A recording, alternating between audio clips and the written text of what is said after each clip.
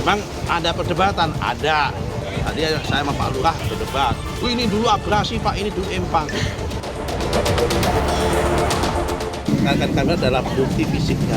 Berapa sertifikat, lokasi di mana. Uang sertifikat itu semua ada alamat.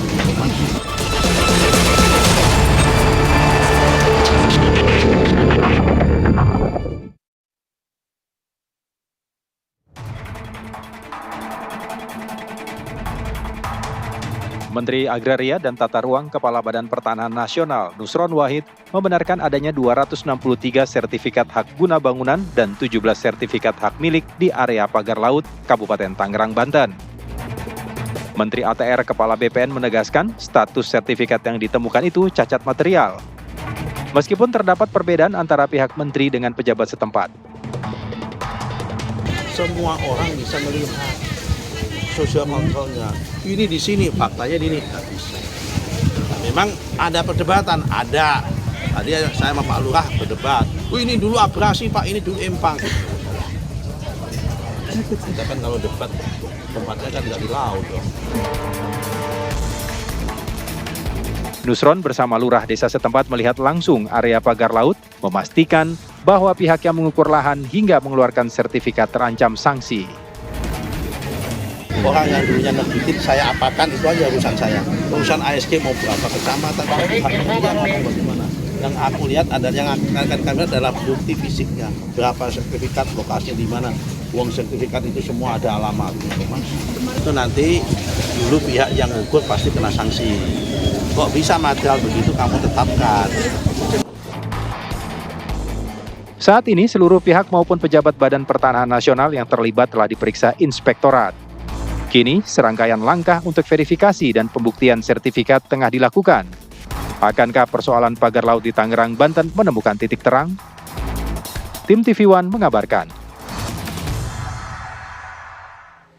Ya, muncul polemik baru pemirsa soal status tanah dari pagar laut ini. Kepala Desa Kohot ini mengatakan pagar laut yang ada di wilayahnya ini sebelumnya merupakan daratan yang dijadikan empang. Sementara Menteri ATR BPN Nusron Wahid mengatakan jika ada suatu lahan yang kemudian telah hilang secara fisik, maka statusnya ini berubah menjadi tanah musnah. Benarkah ada kemudian tanah yang tergerus air, dan bagaimana sebetulnya peta-peta satelit dari tahun ke tahun tepatnya di perairan Kabupaten Wilayah Tangerang, Banten, itu yang akan kita coba kulik di Apa Kabar Indonesia malam hari ini bersama dengan sejumlah narasumber. Saya akan perkenalkan satu persatu pemirsa narasumber yang sudah hadir di studio TV One. Ini ada pengamat maritim Kapten Marcelus Hakeng Jayawibawa. Selamat malam. Selamat malam Pak Mbak Marcel, Vena. sehat? Saya sehat. Alhamdulillah sehat. Siap. Selain Pak Marcel juga, saya sudah terhubung bersama dengan pengamat geospasial, ada Dr. Agustan selaku Ketua Umum MAPIN, Masyarakat Ahli Penginderaan Jauh. Selamat malam Pak Agustan. Vena. Baik. Selamat malam, Cap. Kita juga Selamat ingin malam, sapa narasumber ketiga kita, ada Wakil Ketua Komisi 4 DPR RI, ada Pak Alex Indra Lukman. Selamat malam Pak Alex. Selamat malam Ibu Vena, Assalamualaikum. Waalaikumsalam warahmatullahi wabarakatuh. Tapi izin, saya mau ke Pak Agustan terlebih dahulu ya, pengamat geospasial. Pak Agustan, ini kalau kita lihat Anda juga memiliki data nih Pak soal peta satelit Pak yang sambil kita tayangkan bersama-sama. Mungkin ini bisa dijelaskan terlebih dahulu, dijabarkan terlebih dahulu soal peta satelit tepatnya di pesisir Kabupaten Wilayah Tangerang, Banten. Ini apa yang bisa Anda analisa Pak Agustan? Oke, terima kasih Mbak Vena. Jadi di dalam pengamatan permukaan bumi, penginderaan jauh atau remote sensing berbasis satelit itu bisa melihat perkembangan dari waktu ke waktu ya.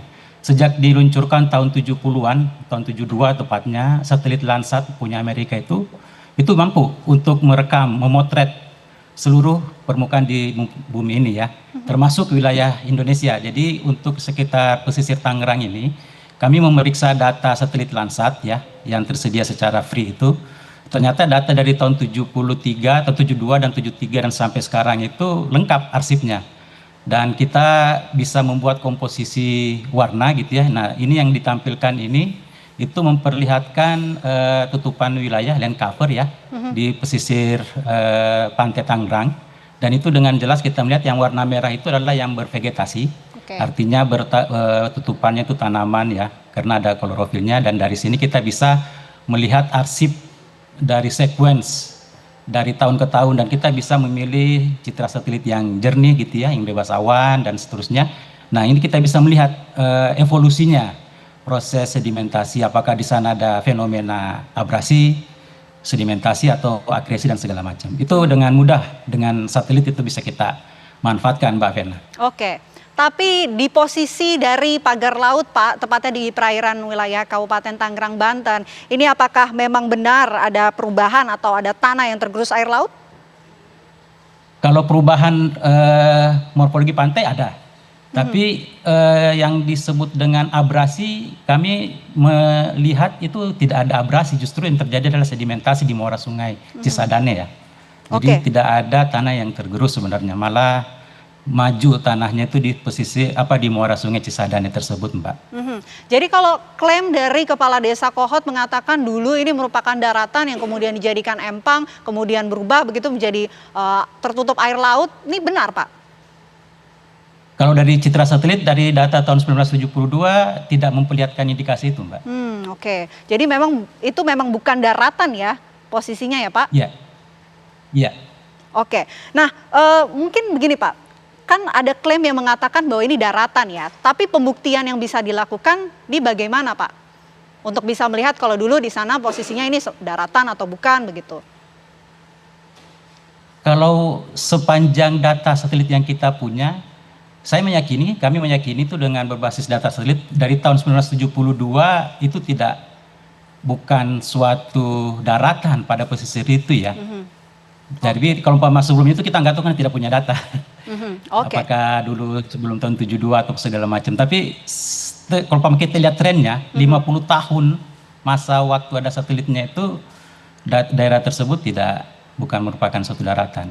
Oke, bukan merupakan suatu daratan. Itu dari pengamat geospasial. Saya mau ke Pak Marcel, pengamat maritim. Pak, ini dari geospasial melihat dari tangkapan peta satelit, ini bukan daratan seperti yang diklaim oleh Kepala Desa Kohot. Nah, Anda melihatnya juga mungkin nggak sih dulu ini bisa jadi daratan kemudian berubah begitu? Ya, saya sedikit banyak sependapat ya tadi dengan Bapak pengamat geospasial tadi. Dan itu sebetulnya bisa kita buktikan juga dengan peta laut yang sebetulnya diterbitkan dari tahun 1960-an. Mungkin kita bisa refer ke belakang ya.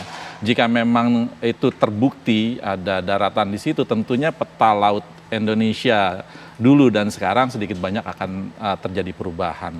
Tapi saya sebagai seorang praktisi maritim, saya nggak pernah melihat perubahan signifikan yang ada di situ. Itu sedikit banyak ya membuktikan ya teori yang tadi dijabarkan oleh Bapak pengamat geospasial tadi.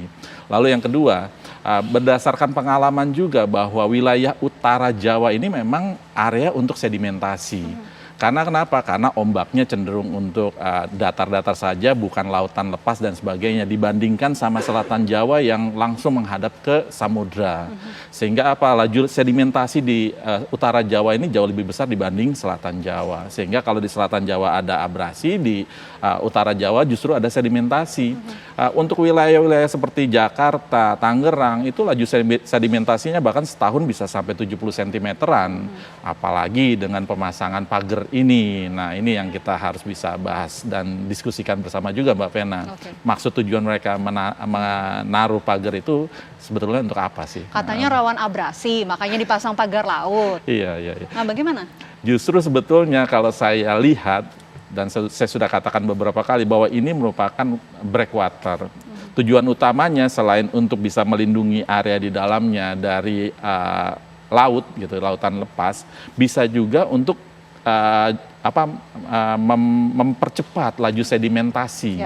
Dari yang tadi saya perkirakan berdasarkan data itu 70 cm per tahun, itu malah bisa jauh lebih cepat, mungkin bisa lebih dari 1 meter setahun kalau mereka bisa melakukan atau kita biarkan mereka melakukan itu. Jadi misalnya contoh di lautan itu kedalamannya 5 meter, lalu ada pagar laut seperti itu, bisa diperkirakan sekitar 5 tahun ke depan sudah ada pulau di sana, sudah ada gundukan di sana. Ya. Tapi kalau dari sisi geografis begitu Pak, untuk di perairan wilayah Kabupaten Tangerang, Banten ini, memang lokasi itu memang kerap abrasi kah begitu sehingga penting begitu dipasang pagar laut? Saya tidak melihat seperti itu dan saya kurang setuju dengan pendapat itu ya, karena kembali lagi tipikal laut antara selatan Jawa dengan utara Jawa itu jauh berbeda. Selatan Jawa itu langsung samudra, sehingga memang abrasi itu luar biasa cepat. Tapi kalau misalnya di selatan Jawa itu pastinya sedimentasi yang muncul, sedimentasi alami yang muncul. Bisa dibuktikan contoh misalnya di selatan Jawa, maka yang kita lihat pantai-pantainya itu batu semua, Mbak. Banyak sekali batunya. Karena kenapa? Memang sudah tersisa batu-batu yang nggak mungkin atau sulit untuk dipecah oleh ombak. Sehingga itu menjadi pemecah ombak alami di selatan Jawa, itu sisanya situ. Tapi kalau di utara Jawa pantainya itu cenderung memanjang, dangkal dan memanjang karena memang banyak sekali sedimentasi yang muncul di sana. Jadi meragukan ya dengan adanya Siap. klaim itu. Oke, baik. Saya mau ke Pak Alex. Pak Alex, ini kalau dari Pak Marcel, terus Pak Gustan, ini justru dari tangkapannya tidak ditemukan seperti klaim yang beredar, termasuk juga meragukan begitu. Mungkin dari Komisi 4 DPR RI punya temuan lain, tapi ditahan nanti, dijawab nanti, usai jeda kami kembali saat lagi untuk Anda.